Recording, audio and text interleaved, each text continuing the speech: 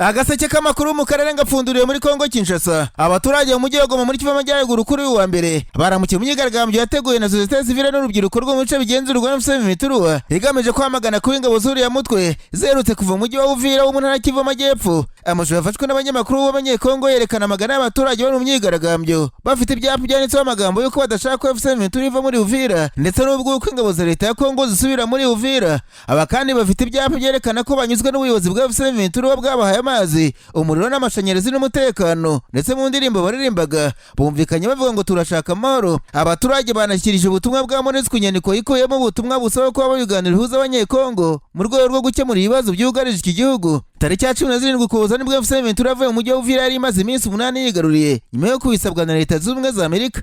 Icyakora n'ubwo uyu mutwe wamaze kuvana ingabo zabo muri uriya mujyi, Leta ya Kongo ivuga ko ntabyo wigeze ukora, ahubwo ko byabaye ari ukujijisha mu rwego rwo kugabanya igitutu wari mushyirwaho n'amahanga. Hanyuma Perezida wa Kongo Felix Antoine Tshisekedi yatangaje ko ihuriro ry'ingabo za Leta ya Kongo ryemereye inyeshyamba z'umutwe M23 kwigarura umujyi wa Uvira nyuma yo gufata icyemezo cyo gusubira inyuma mu buryo bw'amayeri y'intambara. Tshisekedi yabitangaje ku Cyumweru mu ijambo yagejeje ku bari bitabiriye inama y'abakuru b'ibihugu by'akarere yari yateguwe na Perezida Yoweri Kaguta Museveni wa Uganda. Muri iyi nama Perezida wa Kongo yongeye kwibasira u Rwanda, arushinja kwica amasezerano y'amahoro ibihugu byombi byasinyanye Washington muri Amerika. Yavuze ko nyuma y'amasaha atageze kuri 48 we na Perezida Kagame bashyize umukono kuri ayo masezerano, umujyi wa Uvira wigaruriwe n'ingabo z'u Rwanda M23 ikoreshwa nazo nk'uko abivuga. Ibyo yavuze ko binyuranyije n'agahenge kemejwe amasezerano y'umuryango w'abibumbye, ayo umuryango wa Afurika yunze ubumwe ndetse n'umwanzuro wa 27 w'akanama karoni gashinzwe amahoro n'umutekano ku isi. Tshisekedi yavuze ko Uvira yafashwe kubera ko ingabo za Leta ya Kongo zari zamaze gufata icyemezo cyo gusubira inyuma mu buryo bw'amayeri mu rwego rwo gusubiza ikoreshwa ry'intwaro zica abantu bose nta kurobanura zirimo drone z'ubwehuzi za kamikaze kugira ngo hirindwe ko abaturage benshi bapfa. Yunzemo ko ayo mahitamo atari ugwamburuzwa kwemera intege nke. Umukuru w'igihugu cya Kongo Kinshasa yavuze ko icyo ashaka ari uko ingabo z'u Rwanda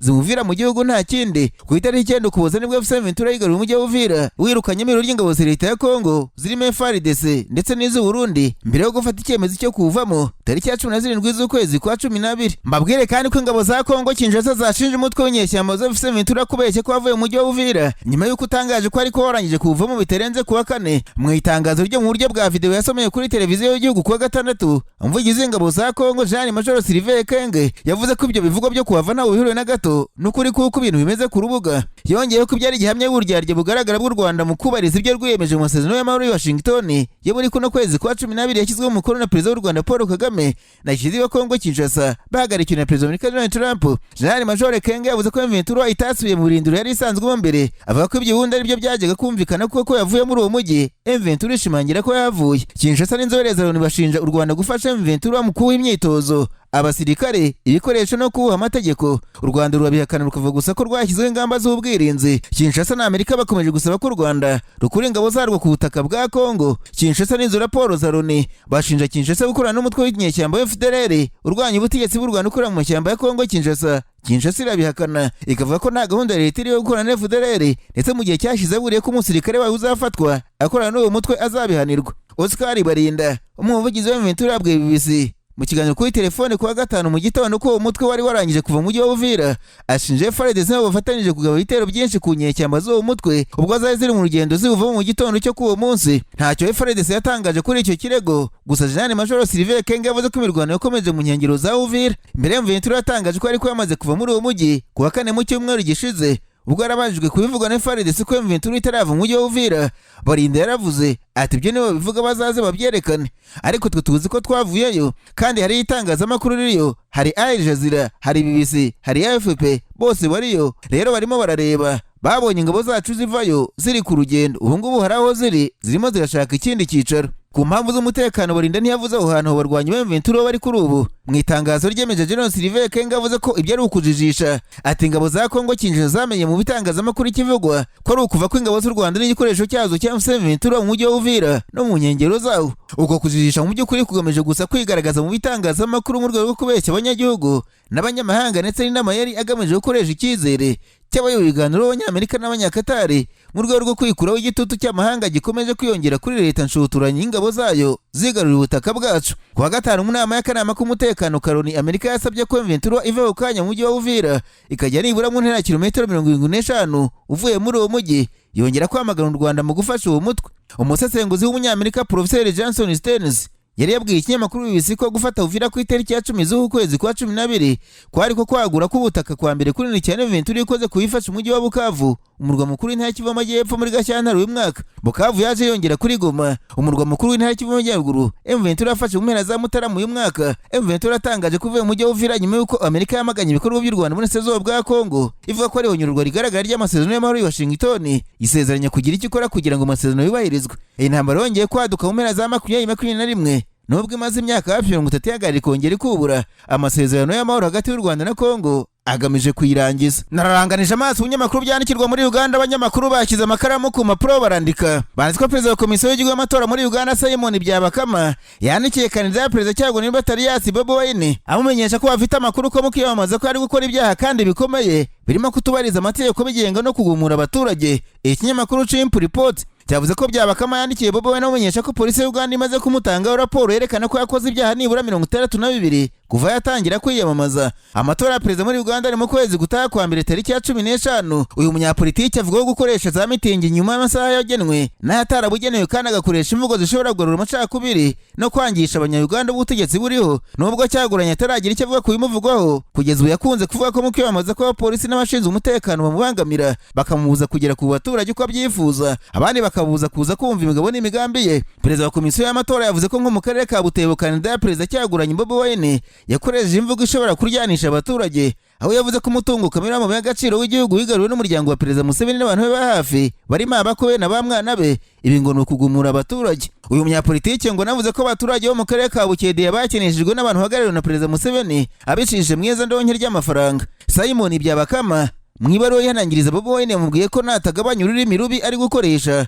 ashobora kuzisanga yavanwe guhatanira intebe ya perezida, kuko byumvikanweho mbere yo gutangira kwiyamamaza ko imvugo zateza akaga igihugu zitemewe. Hanyuma perezida Museveni ngo yabahimbye amayeri yo gusaba amajwi mu karere ka Rukungiri ahakomoka Dr Kiza Besige, umunyapolitiki batavuga rumwe ufunze ukurikiranyweho nko gushaka guhirika ubutegetsi bwe. Ikinyamakuru Daily Monitor cyanditse ko perezida Museveni mu mpera z'icyumweru gishize yohereje muri Rukungiri bwana Thomas Tayebwa usanzwe uri visi perezida w'inteko ishinga amategeko kujya kumuganiriza abo baturage. Icyo kinyamakuru gisubiramo ubutumwa bwa Thomas Tayebwa nk'uko bwanditswe na perezida Museveni avuga ati nanjye kumundeba uku nguku sinshimishijwe n'ifungwa rya Kiza Besige. Uwo ni Museveni. Nabizi ko mubabaye kubera umuhungu wanyu afunzwe kandi nanjye birambabaje, ariko rero umuhungu afunzwe bikurikije amategeko, ndetse kuba urubanza rwe rutaratangira niwe wabiteye, kuko itariki yo kuburana igeze abanyamategeko yo bazanye intambamyi ituma ataburana.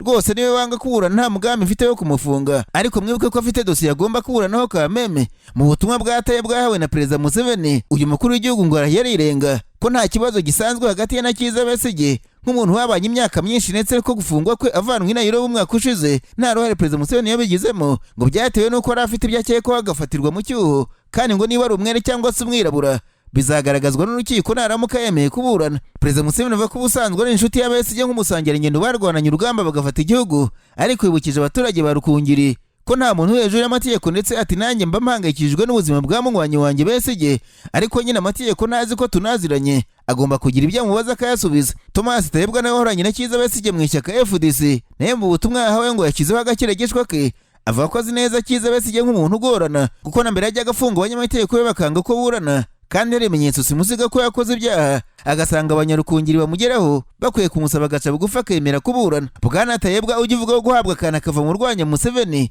yavuze ko nta buryo buhari bwo kurekura Kiza Besige mu gihe cyose ataburanye, ngo bamushuka bamubuza kuburana niwe wamufunze ntafunzwe na leta. Minisitiri w'umutekano muri Uganda Jean Jimmy Muhwezi nawe ukomoka mu karere ka Rukungiri yavuze ko ntako batagize ngo ikibazo cya Kiza Besige gikemuka, ariko arabyanga. Avuga ko mu myaka 15 ishize yigeze kujya kureba perezida Museveni asaba ko yabafungurira Kiza Besige aramufungura, ariko ubu ngo igihe cyose ataremera kurenguka imbere y'ubucamanza nta kintu bamurera, ndetse na perezida Museveni ubwe ntacyo yakora ku muntu utaraburanishwa. Uku gutanga amakuru kuri Kiza Besige byakozwe kubera igitutu cy'abaturage ba Rukungiri bamaze iminsi bose leta igitutu basaba ko ifungura umwana wabo Dr Kiza Besige, bavuga ko afungiye ubusa ndetse yanangiye gufungurwa hatanze ingwate kandi amategeko abyemera. Gusa biravuga kuri uyu wa mbere uyu muyobozi watavuga n'ubutegetsi bwa Museveni Kiza Besige na mugenzi we baregana umunyapolitiki Ubedi Rutare biteganyijwe ko bongera kwitaba urukiko. ni ku nshuro ya kane baba bitaba urukiko baburana ifungwa n'ifunguro by'agateganyo. Ibyongera impaka zerekeye ifungwa ry'igihe kirekire n'uburenganzira bw'abafunzwe bageze mu zabukuru muri gahunda y'ubutabera mpanabyaha ya Uganda. Abo bombi bamaze umwaka umwe bafunzwe. Bagerageje gusaba gufungura by'agateganyo inshuro nyinshi ariko kugeza ubu biracyananiranye, mu gihe mwiranisha ryabanze ubushinjacyaha bwagiye butanga impamvu zituma batarekurwa by'agateganyo. Abanyamategeko babo bavuga ko abagabo bombi bujuje ibyangombwa bisabwa kugira ngo barekurwe by'agateganyo mu gihe hagitegerejwe kuburanishwa. Batanga impamvu z'imyaka yabo n'igihe bamaze bafunzwe. Mbere y'iburanisha umugore wa Agaseke, Madame Winnie Byanyima yasohoye itangazo rikomeye risaba leta kureka kwitambika ifunguro ry'agateganyo kandi asaba ko inzira z'ubutabera zubahirizwa nk'uko biteganwa. Ejo Agaseke na Obedi Rutebe barasubira mu rukiko ku nshuro ya kane basaba kuregura by'agateganyo. Ni abasaza bamaze umwaka muri gereza batandukanijwe n'umuryango kwitabwaho n'icyubahiro. Amategeko yemera gufungura by'agateganyo, ubutabera burabisaba. Yabaje leta niba izongera kurwanya irekurwa ryabo, yongeraho ko ikibazo kirimo gukurura amaso y'amahanga yose. Byanyima yanditse ati leta na Perezida Kaguta Museveni bazongera kubyanga, isi irareba ukuri kuzatsinda. Besigye umaze igihe kinini na Perezida Museveni yagiye atabwa muri yombi hato na hato ashinjwa ubugambanyi mu myaka irenga 20 ishize yihangana muri politiki. Rutare, inshuti magara akaba n'umukangurambaga, yafatanwe nawe muri Kenya umwaka ushize hari mu kwezi kwa 11. Agaseke k'amakuru mu karere ngapfunikire muri Kenya. Abanyamakuru bakoze ba muri no barandika banatwe inzego z'umutekano za Kenya zateye muri yombi abagabo babiri Julius Kamau na Collins Otieno bashaka kwigaragambya ngo bagere ku biro bya Perezida William Ruto, bashaka ko imiryango y'abantu haguye Myigaragambyo y'umwaka ushize n'uyu mwaka ihabwa indishyi z'akababaro. Ikinyamakuru The Kenyans cyavuze ko abagabo bataye muri yombi ubwo biteguraga kwerekeza ku biro by'umukuru w'igihugu bahita bajyana gufungirwa muri kasho ya polisi iri hafi aho ngaho. Kamau yanditse ku rugo rwa Isaba na mugenzi we bataye muri yombi ubwo bari bagiye guherekeza ababyeyi biciwe abana na polisi mu myigaragambyo bashaka ubutetsi bubayimoza amarira. Ikinyamakuru cyavuze ko bakimara gutabwa muri yombi bageze ahitwa Jevanji Gardens byakuruye imvururu, ariko igipolisi kitigeze kigaragaza impamvu nyamukuru yo kubata muri yombi. Amashusho yagiye ahagaragara yerekana abantu bake bafite amabendera ya Kenya berekeza ku muhanda Kenyatta Avenue bakumirwa na polisi. Imirimbanyi z'abanyakenya zamaganya itabwa muri yombi rya Kamau ndetse na Collins yavuze ko igihugu kibavutse uburenganzira bwabo bwo kwigaragambya. Izi mirimbanyi zavuze ko biteye ipfunwe n'ikimwaro kuri polisi y'igihugu kubifata abantu nk'abangaba nta kintu kizwi bakoze uretse gusaba uburenganzira bwabo gusa. Mu minsi ishize imiryango ifite urubyiruko rwarashwe mu myigaragambyo bari batangaje ko bazigaragambya bakajya kureba Perezida William Ruto bakamwaka impozamarira. Iyi miryango ngo yari yandikiye polisi ko izakora imyigaragambyo mu mahoro bagatangira ahitwa Jevanji Gardens bakerekeza ku biro by'umukuru w'igihugu. Imiryango irasaba impozamarira nk'uko na Perezida yabyemeje mu kwezi kwa 8 uyu mwaka, ariko kugira ngo hakaba nta kintu kirakorwa.